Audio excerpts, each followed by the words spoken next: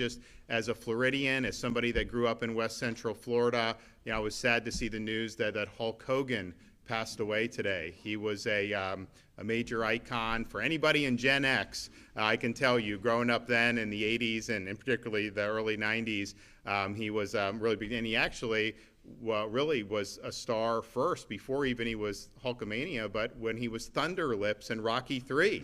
And that was like a huge, huge deal. I mean, obviously that was a great movie franchise with Sylvester Stallone. So he was Thunder Lips, and then a couple years later became the World Wrestling Federation heavyweight champion. And, as a young kid, I'm growing up, and it's like, that was like somebody's like, wow, that's our superhero kind of deal.